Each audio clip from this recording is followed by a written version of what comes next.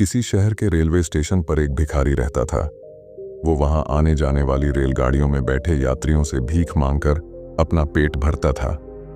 एक दिन जब वह भीख मांग रहा था तो सूट बूट पहने एक लंबा सा व्यक्ति उसे दिखा।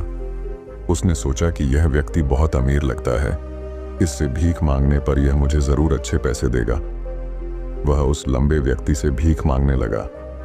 भिखारी को देखकर उस लंबे व्यक्ति ने कहा, तुम हमेशा मांगते ही रहते हो, क्या कभी किसी को कुछ देते भी हो? भिखारी बोला, साहब मैं तो भिखारी हूं, हमेशा लोगों से मांगता ही रहता हूं, मेरी इतनी औकात कहां कि किसी को कुछ दे सकूं। लंबा व्यक्ति बोला, जब किसी को कुछ दे नहीं सकते तो तुम्हें मांगने का भी कोई हक नहीं है। मैं एक व्यापारी हूं और लेन देन में ही विश्वास करता हूं। अगर तुम्हारे पास मुझे कुछ देने को हो तभी मैं तुम्हें बदले में कुछ दे सकता हूं। इतना कहने के बाद वह लंबा आदमी ट्रेन में बैठकर चला गया। इधर भिखारी उसकी कही गई बात के बारे में सोचने लगा। उस लंबे व्यक्ति के द्वारा कही गई बात उस भिखारी के दिल में उतर गई। वह सोचने लगा कि शायद मुझे भीख में अधिक पैसा इसीलिए नहीं मिलता क्योंकि मैं उसके बदले में किसी को कुछ दे नहीं पाता हूं। लेकिन मैं तो भिखारी हूं, किसी को कुछ देने लायक भी नहीं हूं। लेकिन कब तक मैं लोगों को बिना कुछ दिए केवल मांगता ही रहूंगा? बहुत सोचने के बाद उस भिखारी ने निर्णय किया कि जो भी व्यक्ति उसे भीख देगा उसके बदले में वह भी उस व्यक्ति को कुछ जरूर देगा। लेकिन अब उसके दिमाग में यह प्रश्न चल रहा था कि वह खुद भिखारी है तो भीख के बदले में वह दूसरों को क्या दे सकता है। इस बात को सोचते हुए 2 दिन हो गए, लेकिन उसे अपने प्रश्न का कोई उत्तर नहीं मिला था। तीसरे दिन जब वह स्टेशन के पास बैठा हुआ था तभी उसकी नजर कुछ फूलों पर पड़ी जो स्टेशन के आसपास के पौधों पर खिल रहे थे।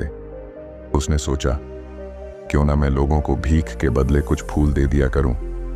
उसको अपना यह विचार अच्छा लगा और उसने वहां से कुछ फूल तोड़ लिए। अब वह ट्रेन में भीख मांगने पहुंचा। अब जब भी कोई उसे भीख देता तो उसके बदले में वह भीख देने वाले को कुछ फूल दे देता। उन फूलों को लोग खुश होकर अपने पास रख लेते थे। अब भिखारी रोज फूल तोड़ता और भीख के बदले में उन फूलों को लोगों में बांट देता था।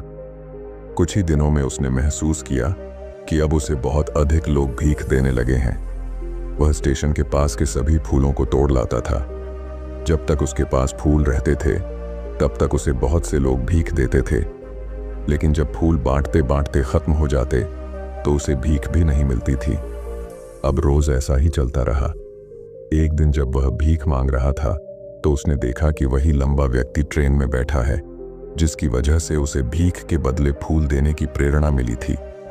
वह तुरंत उस व्यक्ति के पास पहुंच गया और भीख मांगते हुए बोला, आज मेरे पास आपको देने के लिए कुछ फूल हैं, आप मुझे भीख दीजिए तो बदले में मैं आपको कुछ फूल दूंगा। उस लंबे व्यक्ति ने उसे भीख के रूप में कुछ पैसे दे दिए और भिखारी ने कुछ फूल उसे दे दिए। उस लंबे व्यक्ति को यह बात बहुत पसंद आई। वह बोला, वाह क्या बात है, आज तुम भी मेरी तरह एक व्यापारी बन गए हो। इतना कहकर फूल लेकर वह लंबा व्यक्ति अपने स्टेशन पर उतर गया। लेकिन उस लंबे व्यक्ति द्वारा कही गई बात एक बार फिर से उस भिखारी के दिल में उतर गई। वह बार बार उस लंबे व्यक्ति के द्वारा कही गई बात के बारे में सोचने लगा और बहुत खुश होने लगा। उसकी आंखें अब चमकने लगीं। उसे लगने लगा कि अब उसके हाथ सफलता की वह चाबी लग गई है जिसके द्वारा वह अपने जीवन को बदल सकता है। वह तुरंत ट्रेन से नीचे उतरा और उत्साहित होकर बहुत तेज आवाज में ऊपर आसमान की तरफ देखकर बोला, मैं भिखारी नहीं हूं, मैं तो एक व्यापारी हूं, मैं भी अमीर बन सकता हूं। लोगों ने उसे देखा तो सोचा कि शायद यह भिखारी पागल हो गया है और अगले दिन से वह भिखारी उस स्टेशन पर फिर कभी नहीं दिखा। लेकिन 6 महीने बाद इसी स्टेशन पर 2 व्यक्ति सूट बूट पहने हुए यात्रा कर रहे थे। दोनों ने एक दूसरे को देखा तो उनमें से एक ने दूसरे से हाथ मिलाया और कहा, क्या आपने मुझे पहचाना? दूसरा व्यक्ति बोला, नहीं, क्योंकि मेरे हिसाब से हम लोग पहली बार मिल रहे हैं। पहला व्यक्ति बोला, नहीं, आप याद कीजिए, हम पहली बार नहीं बल्कि तीसरी बार मिल रहे हैं। दूसरा व्यक्ति बोला, मुझे याद नहीं, वैसे हम पहले 2 बार कब मिले थे? अब पहला व्यक्ति मुस्कुराया और बोला, हम पहले भी 2 बार इसी ट्रेन में मिले थे। मैं वही भिखारी हूं जिसको आपने पहली मुलाकात में बताया कि मुझे जीवन में क्या करना चाहिए, और दूसरी मुलाकात में बताया कि मैं वास्तव में कौन हूं। दूसरा व्यक्ति मुस्कुराया और अचंभित होते हुए बोला, ओ, याद आया, तुम वही भिखारी हो जिसे मैंने एक बार भीख देने से मना कर दिया था और दूसरी बार मैंने तुमसे कुछ फूल खरीदे थे। लेकिन आज तुम ये सूट बूट में कहाँ जा रहे हो और आजकल क्या कर रहे हो? तब पहला व्यक्ति बोला, हाँ, मैं वही भिखारी हूं, लेकिन आज मैं फूलों का एक बहुत बड़ा व्यापारी हूं और इसी व्यापार के काम से ही दूसरे शहर जा रहा हूं। कुछ देर रुकने के बाद वह फिर बोला, आपने मुझे पहली मुलाकात में प्रकृति का वह नियम बताया था जिसके अनुसार हमें तभी कुछ मिलता है जब हम कुछ देते हैं। लेन देन का यह नियम वास्तव में काम करता है। मैंने यह बहुत अच्छी तरह महसूस किया है, लेकिन मैं खुद को हमेशा भिखारी ही समझता रहा। इससे ऊपर उठकर मैंने कभी सोचा ही नहीं। और जब आपसे मेरी दूसरी मुलाकात हुई तब आपने मुझे बताया कि मैं एक व्यापारी बन चुका हूं। अब मैं समझ चुका था कि मैं वास्तव में एक भिखारी नहीं बल्कि व्यापारी बन चुका हूं। मैंने समझ लिया था कि लोग मुझे इतनी भीख क्यों दे रहे हैं, क्योंकि वह मुझे भीख नहीं दे रहे थे बल्कि उन फूलों का मूल्य चुका रहे थे। सभी लोग मेरे फूल खरीद रहे थे क्योंकि इससे सस्ते फूल उन्हें कहाँ मिलते। मैं लोगों की नज़रों में एक छोटा व्यापारी था, लेकिन मैं अपनी नज़रों में एक भिखारी ही था। आपके बताने पर मुझे समझ आ गया कि मैं एक छोटा व्यापारी हूँ। मैंने ट्रेन में फूल बांटने से जो पैसे इकट्ठे किए थे उनसे बहुत से फूल खरीदे और फूलों का व्यापारी बन गया। यहाँ के लोगों को फूल बहुत पसंद है और उनकी इसी पसंद ने मुझे आज फूलों का एक बहुत बड़ा व्यापारी बना दिया। दोनों व्यापारी अब खुश थे और स्टेशन आने पर साथ उतरे और अपने अपने व्यापार की बात करते हुए आगे बढ़ गए।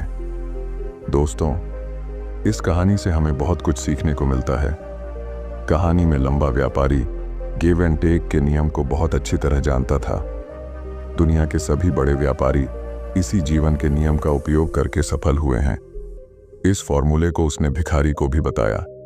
भिखारी ने इस प्राकृतिक नियम को अपना लिया और इसका असर उसके जीवन में साफ दिखाई देने लगा।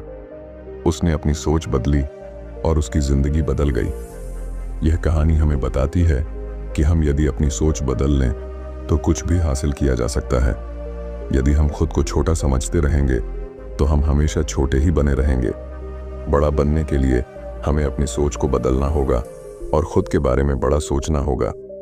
कहानी का सार यह है कि सफलता आपकी सोच में छुपी होती है। खुद का आत्मसम्मान जगाइए, अपनी सोच को बड़ा बनाइए और देखिए कैसे आप सफलता के शिखर पर पहुंच जाते हैं।